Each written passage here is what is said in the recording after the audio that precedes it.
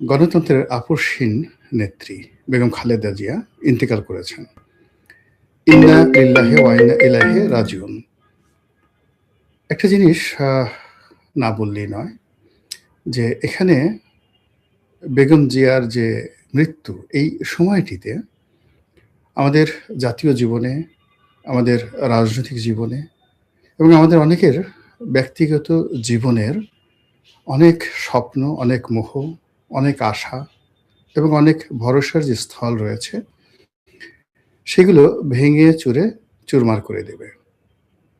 বেগম জিয়াকে নিয়ে আমার ব্যক্তিগত যে স্মৃতি, সে বিষয় নিয়ে কথা বলব। তার আগে যে বিষয়টি বলা দরকার যে তিনি পরিণত বয়সে ইন্তেকাল করেছেন এবং তিনি সেই সৌভাগ্যবতী রমণী। বহু রাজনৈতিক উত্থান এবং পতনের মধ্য দিয়ে তার জীবনের পরিপূর্ণতা তিনি পৌঁছে গেছেন এবং জীবন সায়াহ্নে তিনি রাষ্ট্রের আনুকূল্য পেয়েছেন, মানুষের ভালোবাসা পেয়েছেন এবং মৃত্যু শয্যায় তিনি তার প্রিয়জনকে কাছে পেয়েছেন, সন্তান, তারপরে পুত্রবধূ, নাতি-নাতনি থেকে শুরু করে অন্যান্য যারা আছেন তাদের সবাইকে। এটি সাধারণত এই পর্যায়ে রাজনৈতিক যারা ব্যক্তিত্ব, তাদের জীবনে এরকম ঘটে না এবং তার এই মৃত্যুকে কেন্দ্র করে সারা বাংলাদেশ কাঁদছে। এবং আপনারা যারা আমার এই থাম্বনেইলের ছবিটি দেখছেন, এই ছবিটি মূলত ইন্টারনেটে ভাসছে। ছবির যে গাম্ভীর্যতা, ছবির যে হৃদ্যতা এবং সেই ছবির যে মোহময়তা, এই মোহময়তার কারণে যেকোনো মানুষই তার সম্পর্কে যাকে বলা হয় শোকাতুর হবেন এই ছবি দেখার সঙ্গে সঙ্গে। এর কারণ হলো এই বাংলার সঙ্গে তার যে সম্পর্ক, সেই সম্পর্ক মহান মুক্তিযুদ্ধের সময়কাল থেকে। তারপর তিনি সেনাপ্রধানের স্ত্রী, তারপর তিনি যাকে বলা হয় রাষ্ট্রপ্রধান অর্থাৎ প্রেসিডেন্টের স্ত্রী, ফার্স্ট লেডি, বিরোধী দলীয় নেত্রী, নিজে ৩ বার প্রধানমন্ত্রী। এরপর গত ১৫টি বছর ধরে শেখ হাসিনার জামানাতে, না ঠিক শেখ হাসিনার জমানা নয়, ২০০৬ থেকে 1/11 এবং শেখ হাসিনার জমানা থেকে তিনি যে জুলুম এবং অত্যাচারের শিকার হয়েছেন, যেটাকে মজলুম জননেত্রী বলা যেতে পারে। তো তার এই জুলুম এবং অত্যাচার দেশের আপামর জনসাধারণের মনে বিষাদ সৃষ্টি করেছে। মানুষের সহানুভূতি, শ্রদ্ধা এবং ভালোবাসার সর্বোচ্চ স্তরে তিনি পৌঁছে গেছেন এবং তিনি এমনি ব্যক্তিগত জীবনে খুব স্বল্পভাষী, অনাহত কোনো কথাবার্তা তিনি বলেন না বা বলেননি। কারো ব্যক্তিগত বিষয় নিয়ে, তারপর অপ্রয়োজনীয় কোনো বিষয় নিয়ে তিনি কখনোই তার প্রতিক্রিয়া দেখাননি। তার চলনে বলনে এক ধরনের রাজসিকতা ছিল এবং আল্লাহ রাব্বুল আলামিন তাকে যে সৌন্দর্য এবং সৌষ্ঠব দিয়েছিলেন, সেই সৌন্দর্য এবং সৌষ্ঠবের কারণে যেদিন থেকে আমরা তাকে দেখে আসছি, তার পোর্ট্রেট, তার ছবি, তার হাঁটা চলা এবং ব্যক্তিগতভাবে কাছাকাছি আমরা তাকে যখন দেখেছি, তার ব্যক্তিত্বময়তা দ্বারা, তার মাধুর্য দ্বারা, তার শালীনতা দ্বারা এবং তার আভিজাত্য দ্বারা আমরা মোহিত হয়েছি, আমরা শ্রদ্ধা পোষণ করেছি এবং বাঙালি জাতির মধ্যে এইরকম একজন মহর্ষি রমণী যে আছেন, এটা আমরা অনুভব করেছি এবং তার অবর্তমানে তিনি আমাদের জন্য যা রেখে গেছেন সেই পোর্ট্রেটটি আমাদের জীবনে ভীষণ রকমভাবে থেকে যাবে এবং আমরা যখনই বাংলাদেশের রাজনীতির কথা স্মরণ করব, বিএনপির কথা স্মরণ করব, শাসনতন্ত্রের কথা স্মরণ করব, তখন একজন ডিসেন্ট লেডি হিসাবে, একজন ডিসেন্ট মানুষ হিসাবে যদি কারো পোর্ট্রেট আমাদের সামনে আসে, সবার আগে বেগম খালেদা জিয়ার পোর্ট্রেট আমাদের সামনে আসবে। তিনি ইন্তেকাল করেছেন, মহান আল্লাহ রাব্বুল আলামিনের দরবারে তার জন্য অন্তরের অন্তঃস্থল থেকে দোয়া করি। আল্লাহ রাব্বুল আলামিন যেন তার আপন গুণে তার এই যে বান্দা বা বান্দি, তাকে ক্ষমা করে দেন এবং জান্নাতের সর্বোচ্চ মাকাম তাকে দান করেন। কৃতজ্ঞতা সহকারে স্মরণ করছি তিনি এই জাতির জন্য কি করেছেন। আর কৃতজ্ঞতা সহকারে স্মরণ করছি আমার সঙ্গে তার সম্পর্ক। তিনি এই যে অসুস্থ যতদিন ছিলেন, আমার মধ্যে এক ধরনের মনোবেদনা কাজ করছিল। ভীষণ রকম মনোবেদনা কাজ করছিল। উনার সঙ্গে আমার কখনো সরাসরি কথা হয়নি, কখনো দেখা হয়নি। কিন্তু আমি জানতাম যে তিনি আমাকে অসাধারণ এবং অস্বাভাবিক স্নেহ করতেন। আমি যে বিএনপির মনোনয়নটা পেয়েছিলাম মূলত তার আগ্রহে। আমি এটা জানতাম না।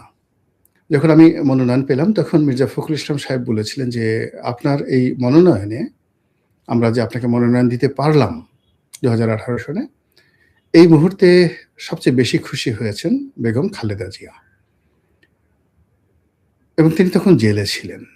নির্বাচনের আগে যখন আ মির্জা ফখরুল ইসলাম সাহেব জেলখানাতে বেগম জিয়ার সঙ্গে দেখা করেছিলেন, তখন সম্ভবত তিনি বলেছিলেন যে, "রনিকে যদি আওয়ামী লীগ থেকে মনোনয়ন না দেয়, আপনারা চেষ্টা করবেন তাকে বিএনপি থেকে মনোনয়ন দেওয়ার জন্য।"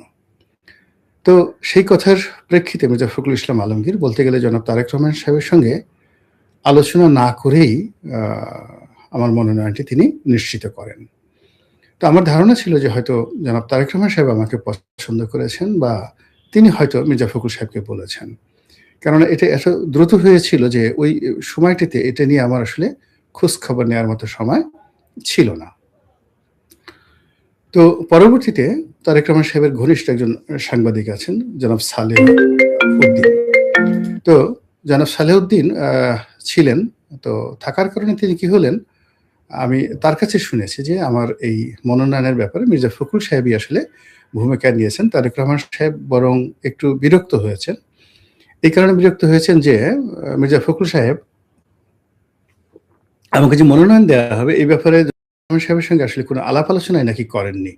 এটা সালেহ সাহেব আমাকে বলেছেন পরবর্তীতে। এনিওয়ে আ নির্বাচনের নমিনেশন পাওয়ার পর আমি আ তারেক রহমান সাহেবের সঙ্গে একাধিক কথাবার্তা বলেছি। তার সঙ্গে আমার হৃদ্যতাপূর্ণ সম্পর্ক ছিল বা এখনো আছে।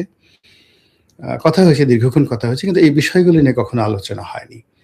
তো আমার সঙ্গে বেগম জিয়ার যে সম্পর্কটি এটা কিভাবে হলো, এটা আমি খুব সংক্ষেপে আজকে আপনাদেরকে বলছি। সম্ভবত ২০১৩ সনে আমি তখন সংসদ সদস্য। পার্লামেন্টের মধ্যে, পার্লামেন্টের বাইরে আওয়ামী লীগের লোকজন দেখা গেল কোনো উপলক্ষ হলেই বিএনপিকে একটা গালি দিতে হবে, জিয়াউর রহমান সাহেবকে একটা গালি দিতে হবে, বেগম জিয়াকে নিয়ে অশ্লীল অশ্রাব্য কথাবার্তা বলতে হবে। এটা একটা আওয়ামী লীগের স্টাইলে পরিণত হয়েছিল। এবং আওয়ামী লীগের অনেক সিনিয়র নেতৃবৃন্দ, জুনিয়ররা তো বটেই, তাদের মধ্যে একটা ধারণা ছিল যে যদি বেগম জিয়াকে একটি গালি দেওয়া হয়, তাকে নিয়ে যদি অশ্লীল এবং অশ্রাব্য বক্তব্য দেওয়া হয় পার্লামেন্টের ভিতরে এবং বাইরে, তাহলে হয়তো তাদের নম্বর বৃদ্ধি পাবে এবং দলীয় প্রধান তাদেরকে পুরস্কৃত করবেন। তো এইজন্য আপনারা দেখবেন যে ওই পার্লামেন্টে প্রচুর আজে-বাজে কথা পার্লামেন্টের ভিতরে এবং বাইরে হয়েছে। তো আমি তখন একেবারে তরুণ সংসদ সদস্য। আমার অত অভিজ্ঞতাও নাই, কোনো কিছু নেই। কিন্তু বিষয়টা আমার কাছে আসলে ভালো লাগেনি। আমি একেবারে বিএনপির সঙ্গে আমার ওইরকম রাজনৈতিক সম্পর্ক ব্যক্তি পর্যায়ে কারো সঙ্গেই ছিল না ২০০৯, ১০, ১১, ১২ সনে। টক শোতে যেতাম। যারা টক শোতে আসতেন বিশেষ করে আ পাপিয়া ছিলেন, নীলুফার চৌধুরী মনি, আ তো শামসুজ্জামান দুদু যারা নিয়মিত আসতেন, আসাদুজ্জামান রিপন। মূলত টক শো কেন্দ্রিক যে একটা বলয় বিএনপির সঙ্গে আওয়ামী লীগের, ওখানে তাদের সঙ্গে আমার একটা ব্যক্তিগত সম্পর্ক হলো এবং তার মধ্যে পাপিয়ার সঙ্গে আমার একটা ব্যক্তিগত বন্ধুত্ব হয়ে গেল। একেবারে বন্ধুত্ব হয়ে গেল। তো যাই হোক, তখন আমি লিখতাম, নিয়মিত লিখতাম সমস্ত পত্র-পত্রিকায়, শুধু টক শোতে যেতাম না। এটা ১১-১২ সনের কথা বলছি। তখন বাংলাদেশের ১ নম্বর পত্রিকা এখনো আছে, আ বাংলাদেশ প্রতিদিন। তো বাংলাদেশ প্রতিদিনে লিখতাম, নয়া দিগন্তে লিখতাম। বাংলাদেশ প্রতিদিনে আমার সপ্তাহে অলমোস্ট ৩ টি লেখা ছাপা হতো, প্রতি সপ্তাহে। আ একটি ধারাবাহিক লেখা লিখতাম। তারপরে সাপ্তাহিক একটা সম্পাদকীয় লিখতাম। এরপর টুকটাক আমার যে স্ট্যাটাস দিতাম সেগুলো নিয়ে লেখালেখি হতো।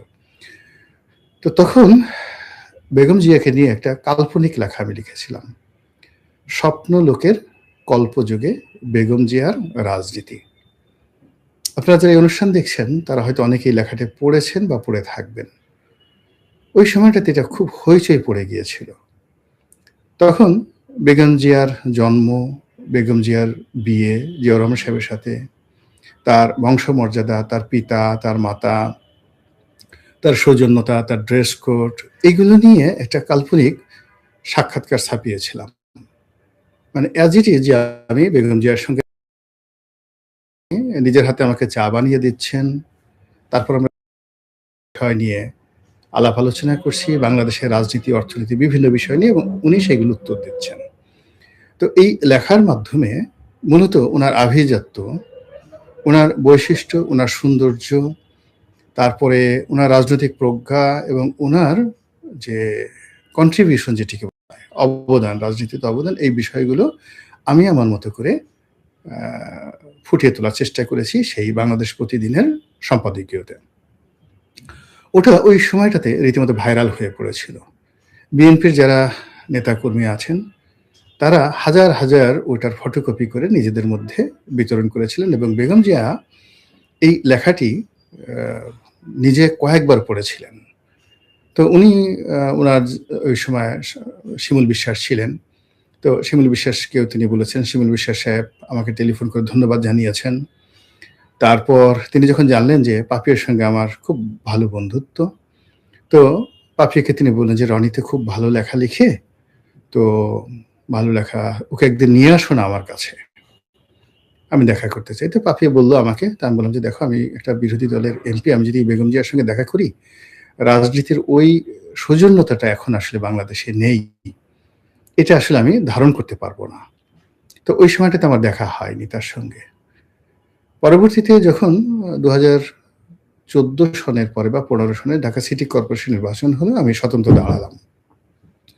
তো ওই সময়টাতে তিনি আমার সঙ্গে টেলিফোনে কথা বলতে চেয়েছিলেন, শিমুল বিশ্বাস সাহেব, তারপরে মীর হেলাল আর ব্যারিস্টার সাইফুর রহমান, ওরা 3 জন ওখানে দাঁড়ানো ছিলেন। তো ব্যারিস্টার সাইফুর আমাকে টেলিফোন করলেন যে ম্যাডাম কথা বলবেন।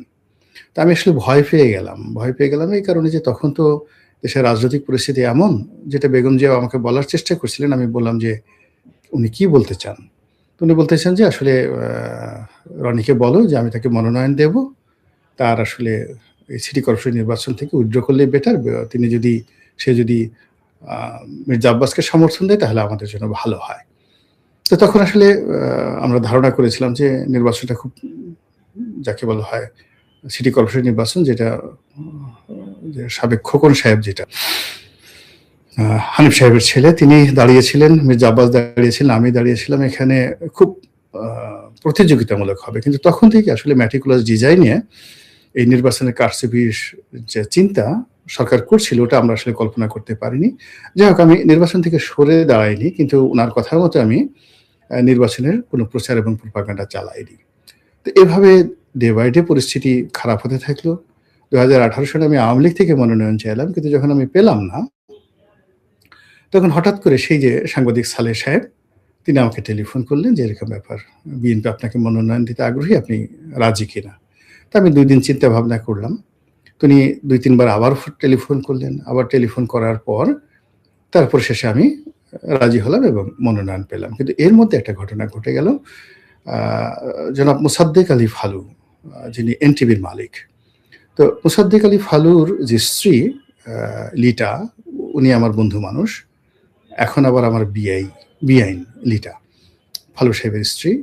বিআইন মানে লিটার মানে যে ভাগ্নে, তার কাছে আমার মেয়ে বিয়ে দিয়েছি। তো সেই সুবাদে লিটার সাথে এটা খুব ভালো সম্পর্ক, পারিবারিক সম্পর্ক।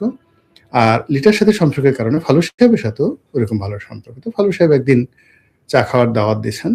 তো আমি গেলাম। তিনি বললেন যে আসলে ম্যাডাম আপনার সঙ্গে একটু দেখা করতে চাচ্ছেন, বা আপনাকে দাওয়াত দিয়েছেন, চলেন। এটা সম্ভবত 2016 সনের দিকে বা 17 সনের দিকে। তো আমি বললাম যে ভাই, আসলে এই সময়টিতে চারিদিকে গোয়েন্দা সংস্থাগুলো গিজগিজ করছে, আমাকেও ফলো করে। আমি আওয়ামী লীগে আছি, কিন্তু মনে করে যে আমি আওয়ামী লীগে নেই। তো এই অবস্থাতে আসলে বেগম জিয়ার সঙ্গে দেখা করলে আমার একটা নৈতিক দুর্বলতা কাজ করবে, আমি এটা আসলে চাচ্ছি না। ফালু সাহেব বললেন যে এটা আমার ব্যাপার, আমরা এমনভাবে আপনাকে নিয়ে যাব, গোয়েন্দা সংস্থার বাপও টের পাবে না আর কি। তো বললাম যে সেটা টের না পাক, কিন্তু আল্লাহ তো জানবেন। 2 নম্বর হলো যে আমি তো নিজের কাছে দুর্বল হয়ে থাকবো।